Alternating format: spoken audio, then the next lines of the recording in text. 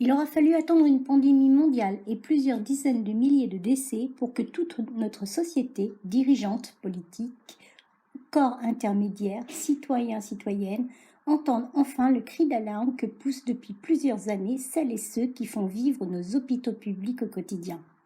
Depuis plus de 40 ans, l'hôpital public français fait l'objet d'une guerre d'usure, la guerre des finances. Et dans cette guerre des finances, le transfert de l'hôpital de Nantes n'y échappe pas. Le projet de transfert de l'hôpital sur un site en zone inondable, à proximité des urgences d'une clinique privée, suscite bien des interrogations.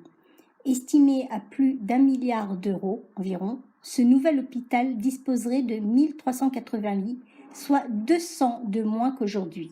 Des chiffres allant jusqu'à 360 ou 800 emplois seraient supprimés.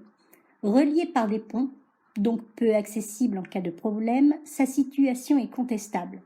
La construction étant prévue sur des sols à consolider et à décontaminer, les coûts sont particulièrement élevés. Pour parvenir à l'équilibre financier, les soins ambulatoires en journée vont augmenter considérablement. Il s'agira de faire du chiffre. Cela correspond à la stratégie de transformation de l'offre de soins du gouvernement, réforme contestée qui a instauré la tarification à l'acte. Auparavant, c'était la dotation globale de fonctionnement allouée par l'État qui permettait à l'hôpital de fonctionner indépendamment de son activité. Ce n'est plus le cas aujourd'hui. C'est la raison pour laquelle les hôpitaux doivent rentabiliser leur activité.